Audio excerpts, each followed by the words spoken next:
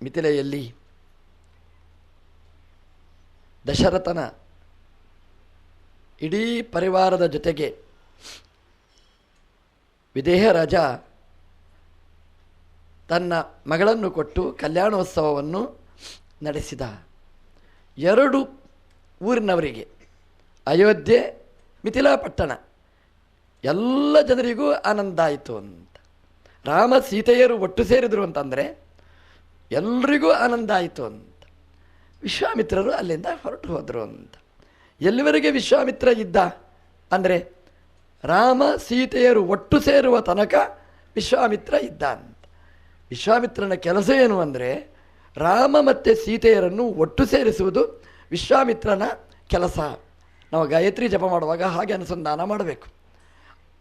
ನಮ್ಮ ಗುರುಗಳು ಹೇಳ್ತಿದ್ರು, ಅಲ್ಲಿ ಯಹ ಅಂತ ಒಂದು ಶಬ್ದ ಇದೆ. ಸಾಮಾನ್ಯವಾಗಿ ಎಲ್ಲರೂ ಹೇಳುವ ಅರ್ಥ ಏನು ಅಂದರೆ ಯಹ ಅಂದರೆ ಯಾವನು ಅಂತ ಹೇಳ್ತಾರೆ.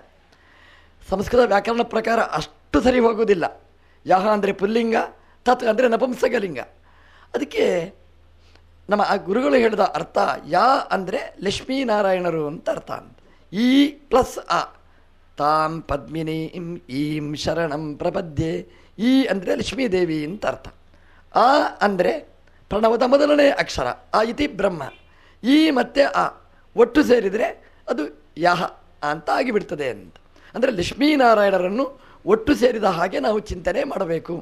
ಗಾಯತ್ರಿಯ ಕೆಲಸ ಏನು ಅಂದರೆ ಈಯನ್ನು ಮತ್ತು ಆವನ್ನು ಒಟ್ಟು ಸೇರಿಸುವ ಕೆಲಸ ಅದು ಗಾಯತ್ರಿಯ ಮಂತ್ರ ಮಾಡಿ ಕೊಟ್ಟಿದೆ. ವಿಶ್ವಾಮಿತ್ರರು ಮಾಡಿದ ಕೆಲಸ ಏನು ಅಂದರೆ ಲಕ್ಷ್ಮೀ ಅವತಾರಳಾದ ಸೀತಾದೇವಿ, ನಾರಾಯಣನ ಅವತಾರನಾದ ರಾಮದೇವರನ್ನು ಒಟ್ಟು ಸೇರಿಸುವ, ಪ್ರಪಂಚ ಕಾಣುವ ಹಾಗೆ ಒಟ್ಟು ಸೇರಿಸುವ ಕೆಲಸ ಮಾಡಿ ವಿಶ್ವಾಮಿತ್ರರು ನಿವೃತ್ತರಾದರು. ಅಂದರೆ ನಮ್ಮ ಗಾಯತ್ರಿ ಜಪ ಎಲ್ಲಿವರೆಗೆ ಬರಬೇಕು ಅಂತಂದರೆ ಲಕ್ಷ್ಮೀನಾರಾಯಣರ ಸಮಾಗಮವನ್ನು ನಾವು ಅನುಸಂಧಾನ ಮಾಡಬೇಕಾದ್ದು. ಲಕ್ಷ್ಮೀ ಒಂದು ಕಡೆ, ದೇವರು ಒಂದು ಕಡೆ, ಹೀಗಾಗಬಾರದು. ನಮ್ಮ ಸಂಪತ್ತೆಲ್ಲ ಅದು ನಾರಾಯಣನ ಕಡೆಗೆ ಹೋಗಬೇಕು. ಲಕ್ಷ್ಮಿಯೆಲ್ಲ ನಾರಾಯಣನ ಜೊತೆಗೆ ಇರಬೇಕು. ಅದು ಗಾಯತ್ರಿ ಜಪದ ಕೊನೆಯ ಸಿದ್ಧಿ ಅಂತ. ವಿಶ್ವಾಮಿತ್ರರು ಅಷ್ಟು ಮಾಡಿ ತನ್ನ ಕಡೆಗೆ ಸಾಗಿದರು. ಗಾಯತ್ರಿ ಜಪ ಮಾಡಿದರೆ ಏನಾಗುತ್ತೆ ಅಂತಂದರೆ ನಮ್ಮ ಜೀವನದಲ್ಲಿ ಲಕ್ಷ್ಮೀನಾರಾಯಣರನ್ನು ಒಟ್ಟು ಸೇರಿಸ್ತಾರೆ. ಇವತ್ತು ಏನಾಗಿದೆ ಅಂತಂದರೆ ನಮ್ಮ ಸಂಪತ್ತು ಒಂದು ಕಡೆ, ದೇವರೊಂದು ಕಡೆ.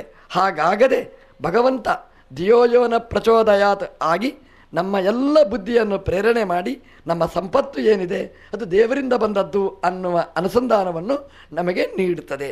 ಲಕ್ಷ್ಮಿ ಯಾವಾಗಲೂ ಇದ್ದಾಳೆ, ನಾರಾಯಣ ಯಾವಾಗಲೂ ಇದ್ದಾನೆ. ಒಟ್ಟು ಸೇರಿದ್ದು ಅಂತಂದರೆ ನಮ್ಮ ಅನುಸಂಧಾನ. ಆ ಕೆಲಸ ಗಾಯತ್ರಿಯ ಮೂಲಕ ವಿಶ್ವಾಮಿತ್ರನಿಂದ ನಡೆಯಿತು. ವಿಶ್ವಾಮಿತ್ರ ಹೊರಟು ಹೋದ, ದಶರಥನಿಗೆ ನೆನಪಿಸಿದ. ವಿಶ್ವಾಮಿತ್ರ ನಿನ್ನ ಮಗನನ್ನು ನಿನ್ನ ಮನೆಯಿಂದ ಪ್ರತ್ಯೇಕ ಮಾಡಿದ್ದಲ್ಲ, ನಿನ್ನ ಮನೆಗೆ ಇನ್ನೊಬ್ಬಳನ್ನು ಕೂಡಿಸಿ ಕೊಟ್ಟಿದ್ದಾನೆ ಅಂತ ಎಚ್ಚರವನ್ನು ಕೊಟ್ಟು ವಿಶ್ವಾಮಿತ್ರ ಅಲ್ಲಿಂದ ಹೊರಟ. ಎಲ್ರಿಗೂ ಸಂಭ್ರಮ. ಯಾಕೆಂದರೆ ಮನೆಯೆಲ್ಲ ತುಂಬಿತು. ದಶರಥ ತಾನೇನು ಆಲೋಚನೆ ಮಾಡಿದ್ದ ಆ ಕೆಲಸ ವಿಶ್ವಾಮಿತ್ರರು ಮಾಡಿದ್ದಾರೆ ಅಂತ ಆನಂದನೇ ಆನಂದ. ಅವತ್ತು ತಲೆ ತಿರುಗಿ ಬಿದ್ದಿದ್ದ, ಮೂರ್ಛಿತನಾಗಿ ಬಿದ್ದಿದ್ದ. ಇವತ್ತು ಆನಂದದಲ್ಲಿ ತಲೆ ಎತ್ತಲಿಕ್ಕಾಗದಿದ್ದಷ್ಟು ಅವನು ವಿಜೃಂಭಿಸಿದ ಅಂತ. ರಾಮಾಯಣ ನಮಗೆ ಎಷ್ಟು ಚೆನ್ನಾಗಿ ಹೇಳುತ್ತೆ ಅಂತಂದರೆ ನಮ್ಮ ಜೀವನ ಹೇಗಿರ್ತದೆ ಅಂತ. ಮೊದಲು ಭಾರೀ ಸುಖ, ಆಮೇಲೆ ಅಷ್ಟೇ ದುಃಖ, ಆಮೇಲೆ ಮತ್ತೆ ಅಷ್ಟೇ ಸುಖ, ಆಮೇಲೆ ಮತ್ತೆ ದುಃಖ. ಈ ಸುಖ ದುಃಖಗಳು ಒಟ್ಟೊಟ್ಟಿಗೆ ಇರುವಂಥದ್ದು, ದ್ವಂದ್ವಗಳದು. ಅಂದರೆ ಸುಖ ಬಂತು ಅಂತ ನಾವು ಗಟ್ಟಿ ನಿಲ್ಲಿಕ್ಕಾಗೋದಿಲ್ಲ. ಯಾಕೆಂತಂದರೆ ಅದರ ಮರು ದಿವಸ ಸುಖದ ನಂತರ ದುಃಖ ಇರ್ತದೆ. ದುಃಖ ಬಂತು ಅಂತ ನಾವು ಅಳಬೇಕಾಗಿಲ್ಲ. ದುಃಖ ಬಂತು ಅಂತಂದರೆ ನಾಳೆ ಸುಖ ಬರಲಿಕ್ಕಿದೆ ಅಂದರೆ ಸುಖದ ಮುನ್ಸೂಚನೆ ದುಃಖ ಅಂತ ನಾವು ಅನುಸಂಧಾನ ಮಾಡಬೇಕು. ನೀವು ರಾಮಾಯಣ ಕಥೆ ಇಡೀ ನೀವು ಕೇಳಿ ಒಟ್ಟು ತಾತ್ಪರ್ಯ ಇಷ್ಟೇ. ರಾಮದೇವರು ಬಂದರು, ವಿಶ್ವಾಮಿತ್ರನಿಗೆ ಭಾರಿ ಖುಷಿಯಾಯಿತು. ವಿಶ್ವಾಮಿತ್ರ ಬಂದ, ದಶರಥ ಅಳ್ಳಿಕ್ಕೆ ಪ್ರಾರಂಭ ಮಾಡಿದ. ಮತ್ತೆ ವಿಶ್ವಾಮಿತ್ರ ಸೀತೆಯ ಜೊತೆಗೆ ಕಲ್ಯಾಣೋತ್ಸವ ಮಾಡಿದರೆ ದಶರಥನಿಗೆ ಆನಂದನೇ ಆನಂದ. ಒಟ್ಟು ಸೇರಿ ಅಯೋಧ್ಯೆಗೆ ಹೊರಟ್ರೆ ಪರಶುರಾಮ ದೇವರು ಬಂದರು. ರಾಮನನ್ನು ಕರೀತಾರೆ. ನೋಡುವವರ ದೃಷ್ಟಿಯಲ್ಲಿ ಯುದ್ಧ. ದಶರಥ ತರ ತಿರುಗಿ ಬೀಳಲಿಕ್ಕಾದ ಅಂತ ನೋಡಿ. ಸುಖ ದುಃಖ, ದುಃಖ ಸುಖ ಸಹಜವಾಗಿ ಇರುವಂಥದ್ದು. ಇದಕ್ಕೆ ನಾವು ತಯಾರಾಗಿರಬೇಕು. ವಿಷ್ಣು ಸಹಸ್ರನಾಮ ಇದನ್ನು ನೆನಪಿಸ್ತದೆ. ಯುಗಾಧಿಕೃತ್ ಯುಗಾವರ್ತಃ ಯುಗ ಅಂದರೆ ದ್ವಂದ್ವಗಳು, ಸುಖ ದುಃಖಗಳು. ಯುಗ ಅದು ಅದು ಆವರ್ತನೆ ಆಗ್ತಲೇ ಇರ್ತದೆ. ನನಗೆ ಸುಖ ಮಾತ್ರ ಬೇಕು ಅಂತ ಸಂಸಾರದಲ್ಲಿ ನಾವು ನಿರೀಕ್ಷೆ ಮಾಡಲಿಕ್ಕೆ ಸಾಧ್ಯವೇ ಇಲ್ಲ. ಸುಖ ಬಂತು ಅಂದರೆ ನಿರೀಕ್ಷೆ ಮಾಡುವವ ದುಃಖವನ್ನು ಪ್ರತೀಕ್ಷೆ ಮಾಡಲೇಬೇಕು. ಪರೀಕ್ಷೆಯಲ್ಲಿ ಒಳ್ಳೆಯ ರಿಸಲ್ಟ್ ಬರಬೇಕು ಅಂತಂದರೆ ಪರೀಕ್ಷೆಗಿಂತ ಮುಂಚೆ ನಿದ್ರೆ ಬಿಡಬೇಕು, ಆಹಾರ ಬಿಡಬೇಕು, ಅಧ್ಯಯನ ಮಾಡಬೇಕು, ಕಷ್ಟಪಡಬೇಕು. ದುಃಖ ಪಟ್ಟರೆ ಸುಖ ಇರ್ತದೆ. ಪರೀಕ್ಷೆಗಿಂತ ಮುಂಚೆ ಸುಖ ಬೇಕು ಅಂತ ನಿರೀಕ್ಷೆ ಮಾಡಿದರೆ ಪರೀಕ್ಷೆಯ ರಿಸಲ್ಟಲ್ಲಿ ಅವನು ದುಃಖ ಪಡಲೇಬೇಕು. ಇದು ಯುಗಾವರ್ತ. ಯುಗ ಎಂಬುದು ಆವರ್ತನೆ ಆಗ್ತಲೇ ಇರ್ತದೆ. ಹಾಗೆ ದಶರಥ ಪಾಲಿಗೆ ಮಾತ್ರ ಅಲ್ಲ, ನಮ್ಮೆಲ್ಲರ ಪಾಲಿಗೂ ಅಷ್ಟೇ. ಸುಖ ದುಃಖ, ದುಃಖ ಸುಖ ಬಂದೇ ಬರ್ತದೆ. ಅದಕ್ಕೆ ತಲೆಗೆಡಿಸಿಕೊಳ್ಳಬೇಡಿ ಅಂತ ರಾಮಾಯಣ. ನಾವು ಯಾವಾಗ ಖುಷಿ ಪಡಬೇಕು ಅಂದರೆ ಸುಖ ಬಂದಾಗ ಖುಷಿ ಪಡುವುದಲ್ಲ ಅಂತೆ, ಸುಖ ಬಂದಾಗ ಅಳಬೇಕಂತೆ, ದುಃಖ ಬಂದಾಗ ಖುಷಿ ಪಡಬೇಕಂತೆ. ಯಾಕೆಂದರೆ ಸುಖ ಬಂತು ಅಂದರೆ ಅಳ್ಳಿಕ್ಕುಂಟು ಅಂತ ಅರ್ಥ. ಹಾಗಾಗಿ ನಾವು ಮೊದಲೇ ಹತ್ತು ಬಿಡಬೇಕು, ದುಃಖ ಬರಲಿಕ್ಕೇನೇ ಇಲ್ಲ. ಹಾಗಾಗಿ ದುಃಖ ಬಂದಾಗ ಸುಖ ಪಡಬೇಕಾದ್ದು ಅನ್ನೋದನ್ನು ರಾಮಾಯಣ ಎಚ್ಚರಿಸ್ತದೆ. ಪರಶುರಾಮ ದೇವರು ಬರುವಾಗಲೇ ಒಂದು ಬಿಲ್ಲನ್ನು ಹಿಡ್ಕೊಂಡು ಬಂದಿದ್ದಾರೆ. ಒಂದು ಬಿಲ್ಲಿನ ಕತೆ ನೋಡಿದ್ದೇವೆ. ಇನ್ನೊಂದು ಬಿಲ್ಲನ್ನು ಹಿಡ್ಕೊಂಡು ಬಂದರು. ಪರಶುರಾಮ ದೇವರು ರಾಮದೇವರ ಹತ್ರ ಹೇಳ್ತಾರೆ. ಎರಡು ದೇವರು ಒಟ್ಟಾಗುವ ಕತೆ ರಾಮಾಯಣ ಹೇಳ್ತದೆ. ಕೃಷ್ಣಾವತಾರದಲ್ಲಿ ಎರಡು ದೇವರಲ್ಲ, ಮೂರು ದೇವರು ಒಟ್ಟಾಗುವ ಕತೆ ಹೇಳ್ತಾರೆ. ಪರಶುರಾಮ ದೇವರು, ವೇದವ್ಯಾಸ ದೇವರು, ಕೃಷ್ಣದೇವರು ಎಲ್ಲ ಒಟ್ಟಾಗ್ತಾರೆ. ಇಲ್ಲಿ ಎರಡು ದೇವರು ಒಟ್ಟಾಗುವ ಕತೆ. ಪರಶುರಾಮ ದೇವರು ಬರುವಾಗ ಕೈಯಲ್ಲಿ ಒಂದು ಬಿಲ್ಲನ್ನು ಹಿಡ್ಕೊಂಡು ಬರ್ತಾರೆ. ಬಂದು ರಾಮನ ಮುಂದೆ ತೋರಿಸ್ತಾರೆ. ಏನು ಹೇಳ್ತಾರೆ? ರಾಮ, ನೀನು ಬಿಲ್ಲನ್ನು ಮುರಿದದ್ದು ಹೌದು, ಇದು ಮುರಿಯದಿದ್ದ ಬಿಲ್ಲು, ಇದನ್ನು ನಿನಗೆ ಕೊಡ್ತೇನೆ ಅಂತ ಹೇಳ್ತಾರೆ. ನೀನು ಯಾವ ಬಿಲ್ಲು ಮುರಿದಿದ್ದಿ ಅದು ಸೋತವನ ಕೈಯಲ್ಲಿದ್ದ ಬಿಲ್ಲು, ಅದಕ್ಕೆ ಹಗ್ಗ ಕಟ್ಟುವುದು ಆಶ್ಚರ್ಯ ಏನೂ ಅಲ್ಲ. ನೀನು ಈಗ ನಾನು ಹಿಡ್ಕೊಂಡದ್ದು ಗೆದ್ದವನ ಕೈಯಲ್ಲಿದ್ದ ಬಿಲ್ಲು, ಇದಕ್ಕೆ ನೀನು ಹಗ್ಗ ಕಟ್ಟು ಅಂತ ಪರಶುರಾಮ ದೇವರು ಹೇಳ್ತಾರೆ. ಇಷ್ಟು ಹೇಳಿ ವಾಲ್ಮೀಕಿ ರಾಮಾಯಣದಲ್ಲಿ ಬಂದ ಕತೆ. ಅದೇನೇ ಹೇಳ್ತಾರೆ ಅವರು ಅಂತಂದರೆ, ದೇವಲೋಕದಲ್ಲಿ ಒಂದು ಚರ್ಚೆ ನಡೀತಂತೆ. ದೇವರ ಹತ್ರ ಬಂದು, ರುದ್ರದೇವರ ಹತ್ರ ಬಂದು ದೇವತೆಗಳು ನಿವೇದಿಸಿಕೊಳ್ತಾರಂತೆ. ಏನು? ನೀವಿಬ್ಬರು ಜಗಳಾಡಬೇಕು ಅಂತ, ಯಾರು ದೊಡ್ಡವರು ಅಂತ ನೋಡಬೇಕು ಅಂತ. ಈ ಜಗಳ ಅಂದರೆ ಎಲ್ರಿಗೂ ಇಷ್ಟ, ಮನುಷ್ಯರಿಗಲ್ಲ ದೇವತೆಗಳಿಗೂ ಇಷ್ಟ. ಆದರೆ ದೇವತೆಗಳ ಯುದ್ಧದಲ್ಲಿ ಏನು ಫಲಿತಾಂಶ ಅಂತಂದರೆ ಅದರಲ್ಲಿ ಸರ್ವೋತ್ತಮತ್ವದ ನಿರ್ಣಯ ಆಗಿಬಿಡ್ತದೆ. ದೇವತೆಗಳು ಪ್ರಾರ್ಥನೆ ಮಾಡಿದರೆ ದೇವರು ಬಿಲ್ಲು ಹಿಡ್ಕೊಂಡು ನಿಂತ, ರುದ್ರದೇವರು ಬಿಲ್ಲು ಹಿಡ್ಕೊಂಡು ನಿಂತರು. ಯುದ್ಧ ನಡೆದಿಲ್ಲ ಅಂತೆ. ರಾಮದೇವರು ಕಣ್ತುಂಬ ನೋಡಿದರಂತೆ ರುದ್ರದೇವರನ್ನು. ವಾಲ್ಮೀಕಿ ರಾಮಾಯಣದಲ್ಲಿದೆ ಈ ಕತೆ. ರುದ್ರದೇವರನ್ನು ರಾಮದೇವರು ನೋಡಿದ್ದಷ್ಟೇ ರುದ್ರ ಸ್ತಂಭಿತೋ ಬಭುವ ಅಂತ. ರುದ್ರದೇವರು ಸ್ತಬ್ಧರಾಗಿ ಬಿಟ್ರಂತೆ, ಏನು ಮಾಡಲಿಕ್ಕಾಗಲಿಲ್ಲ ಅಂತ, ಅಲ್ಲಾಡಲಿಲ್ಲ ಅಂತೆ. ದೇವತೆಗಳು ಕಾದರು ರುದ್ರದೇವರು ಸುಮ್ಮನೆ ನಿಂತಿದ್ದಾರೆ, ಸ್ಥಾಣುವಾಗಿ ಬಿಟ್ಟರು.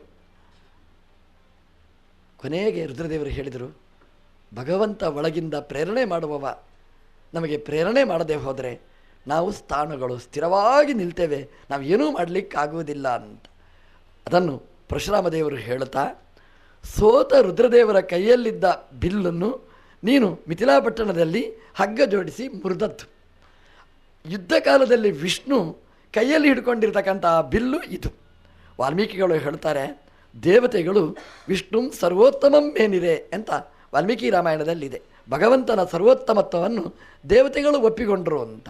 ಅಂತಹ ಸರ್ವೋತ್ತಮನಾದ ಭಗವಂತ ಕೈಯಲ್ಲಿ ಹಿಡ್ಕೊಂಡಿರ್ತಕ್ಕಂತಹ ಬಿಲ್ಲು, ಇದಕ್ಕೆ ಹಗ್ಗವನ್ನು ಜೋಡಿಸುವಂತ ಪರಶುರಾಮ ದೇವರು ರಾಮದೇವರ ಕೈಯಲ್ಲಿ ಕೊಡ್ತಾರೆ. ರಾಮದೇವರು ಕೈಯಲ್ಲಿ ಹಿಡ್ಕೊಳ್ತಾರೆ, ಹಗ್ಗ ಜೋಡಿಸ್ತಾರೆ, ಆರಾಮವಾಗಿ ನಿಂತಿರ್ತಾರೆ. ಅದಕ್ಕೆ ಬಾಣ ಜೋಡಿಸ್ತಾರೆ. ರಾಮನ ಬಾಣ ಎಂದೂ ಮೋಗ ಆಗುವುದಿಲ್ಲ.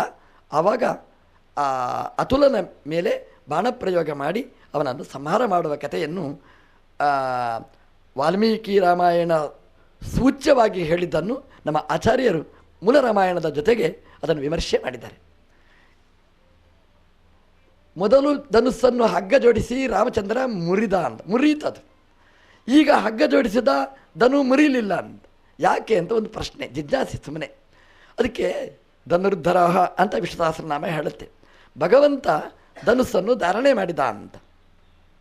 ಮೊದಲನೇ ಧನುಸ್ಸು ಯಾಕೆ ಮುರಿಯಿತು?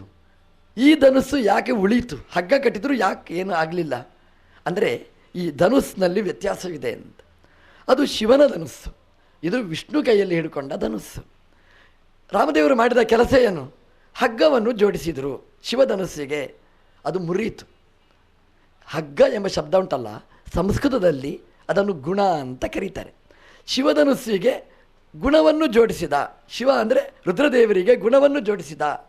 ತಡ್ಕೊಳ್ಳಿಕ್ಕಾಗಲಿಲ್ಲ, ಮುರಿಯಿತು ಅಂದರೆ ಗುಣಪರಿಪೂರ್ಣತ್ವವನ್ನು ಚಿಂತನೆ ಮಾಡಲಿಕ್ಕಾಗಲಿಲ್ಲ ಅಂತ.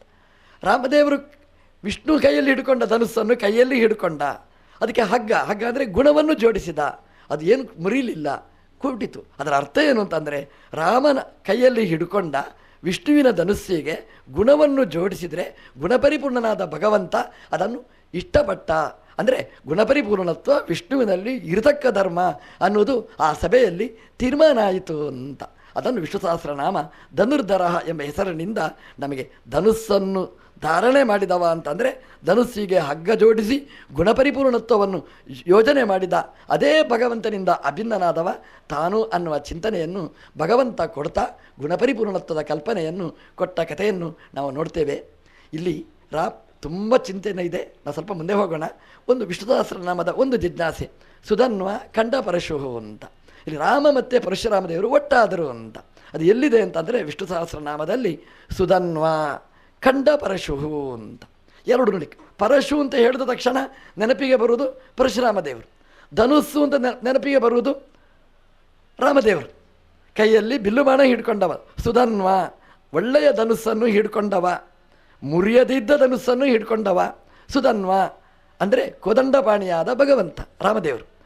ಖಂಡ ಪರಶುಹು ಅಂತ ಅದು ಏನೂ ಆಗ್ಬೋದು, ಖಂಡ ಪರಶುನೂ ಆಗ್ಬೋದು, ಅಖಂಡ ಪರಶುನೂ ಆಗ್ಬೋದು. ಎರಡೂ ಒಳ್ಳೆಯ ಅರ್ಥವನ್ನೇ ಹೇಳ್ತಕ್ಕಂಥದ್ದು. ಪರಶುರಾಮ ದೇವರ ಪರಶು ಅದು ಯಾವುದಕ್ಕೆ ವಿನಿಯೋಗ ಆಯಿತು ಅಂದರೆ ಖಂಡ, ಕಡಿಬೇದನೆ, ದುಷ್ಟ ಕ್ಷತ್ರಿಯರ ತಲೆ ಕತ್ತರಿಸಲಿಕ್ಕೆ, ಖಂಡನೆ ಮಾಡಲಿಕ್ಕೆ ಉಪಯುಕ್ತ ಆಯಿತು. ಆದರೆ ಯಾವ ಪರಶು ದುಷ್ಟ ಕ್ಷತ್ರಿಯರನ್ನು ಖಂಡನೆ ಮಾಡಿತೋ ಅಂತಹ ಪರಶುವನ್ನು ಧಾರಣೆ ಮಾಡಿದವ ಅಂದರೆ ಪರಶುರಾಮ ದೇವರು ಅಂತ. ಅಷ್ಟು ದುಷ್ಟಕ್ಷತ್ರಿಯರ ಕತ್ತರಿಸಿದ್ರು, ಪರಶುರಾಮ ದೇವರ ಕೊಡಲಿ ಮಾತ್ರ ಏನೂ ಆಗಲಿಲ್ಲ, ಅಖಂಡ ಪರಶು. ಹೇಗೂ ಅದನ್ನು ನಾವು ಚಿಂತನೆ ಮಾಡಲಿಕ್ಕಾಗುತ್ತೆ. ಒಂದು ನಾವು ಚಿಂತನೆ ಮಾಡಬೇಕಾದ್ದು, ಪರಶುರಾಮ ದೇವರು ನಮ್ಮ ದೇವರು, ನಾವು ಹೆಮ್ಮೆ ಪಡಬೇಕಾದ ದೇವರು. ಯಾಕೆಂತಂದರೆ ಪರಶುರಾಮ 21 ಬಾರಿ ಭೂಪ್ರದಕ್ಷಿಣೆ ಮಾಡಿ ದುಷ್ಟಕ್ಷತ್ರಿಯರನ್ನು ಕೆಳಗೆ ಇಳಿಸಿದ. ಆ ಭೂಮಿಯನ್ನೆಲ್ಲ ದಾನ ಮಾಡಿದ, ಯೋಗ್ಯರಾದಂತಹ ಜ್ಞಾನಿಗಳಿಗೆ ದಾನ ಮಾಡಿದ, ತಾನು ಇಟ್ಟುಕೊಳ್ಳಿಲ್ಲ. ಸಾಮಾನ್ಯವಾಗಿ ಕ್ರಮ ಹೇಗೆ ಅಂತಂದರೆ, ಒಬ್ಬನನ್ನು ಸೋಲಿಸಿದರೆ ಅವನ ಜಾಗ ಸೋಲಿಸಿದವನಿಗೆ ಬರಬೇಕು. ಪರಶುರಾಮ ದೇವರು ಯಾವುದೂ ಇಟ್ಟುಕೊಳ್ಳಿಲ್ಲ, ಎಲ್ಲವನ್ನೂ ದಾನ ಮಾಡಿದರು. ಎಲ್ಲಿ ನಿಂತರು ಅಂತ, ಯಾವ ಜಾಗವನ್ನು ಪರಶುರಾಮ ದೇವರು ಕಬಳಿಸಲಿಲ್ಲ. ಅವ್ರು ಮಾಡಿದ ಕೆಲಸ ಏನು ಅಂತಂದರೆ, ವಾರಾಶಿ ವಸ್ತ್ರಂ ಜಗನ್ನಾದ್ಯಸ್ಯ ಅಂತ ವಾದಿರಾಜರು ಹೇಳಿದ ಹಾಗೆ ಕೈಯಲ್ಲಿ ಪರಶು ಧಾರಣೆ ಮಾಡಿದ ಪರಶುರಾಮ ದೇವರು ಸುಧನ್ವನಾಗಿ ಬಿಲ್ಲು ಬಾಣಗಳನ್ನು ಹಿಡಿದು ಸಮುದ್ರಕ್ಕೆ ಎಸೆದರು. ನೀರು ದೂರಕ್ಕೆ ಸರಿಯಿತು. ಆ ಜಾಗದಲ್ಲಿ ಪರಶುರಾಮ ದೇವರು ಭೂಮಿಯನ್ನು ಮಾಡಿದರು. ನಾವೆಲ್ಲ ಇವತ್ತು ಇರೋದು ಯಾವ ಜಾಗದಲ್ಲಿ ಅಂತಂದರೆ, ಯಾವ ಪರಶುರಾಮ ದೇವರು ಸಮುದ್ರವನ್ನು ದೂರಕ್ಕೆ ಸರಿಸಿ ಭೂಮಿಯನ್ನು ನಿರ್ಮಾಣ ಮಾಡಿದರು, ಅದು ಪರಶುರಾಮ ದೇವರ ಭೂಮಿ. ನಾವು ಇವತ್ತು ಇರುವುದು ಪರಶುರಾಮ ದೇವರ ಅನುಗ್ರಹದಿಂದ ಪರಶುರಾಮ ದೇವರ ಭೂಮಿಯಲ್ಲಿ ನಾವು ನಿಂತಿದ್ದೇವೆ. ಪರಶುರಾಮ ದೇವರ ಸ್ವಭಾವ ಏನು ಅಂತಂದರೆ, ಅವರು ಇನ್ನೊಬ್ಬರ ಜಾಗದಲ್ಲಿ ನಿಲ್ಲುವವರಲ್ಲ, ಇನ್ನೊಬ್ಬರ ತಾಕತ್ತಿನಿಂದ ಬದುಕುವವರು ಅವರಲ್ಲ. ಸ್ವೇ ಮಹಿಮ್ನಿ ಪ್ರತಿಷ್ಠಿತ. ಭಗವಂತನ ಗುಣ ಏನು ಅಂದರೆ, ತನ್ನ ತಾಕತ್ತಿನಲ್ಲಿ ಯಾರು ಬದುಕ್ತಾನೆ ಅವನನ್ನು ದೇವರು ಅಂತ ಹೇಳೋದು. ಪರಶುರಾಮ ದೇವರದನ್ನು ತೋರಿಸಿಕೊಟ್ರು.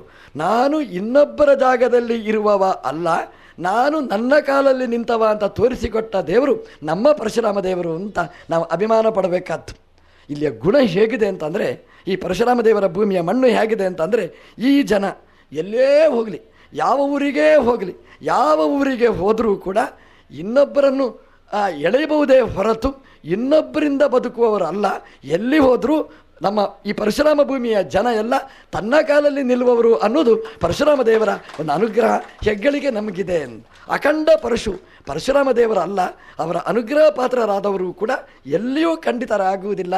ಅಖಂಡ ಪರಶು ಸುಧನ್ವ ಅಂತ ಪರಶುರಾಮ ದೇವರು ಅವರು ಅಖಂಡ ಪರಶುವಾಗಿ, ಅಂದರೆ ಅವರ ಪರಶು ಎಂಥ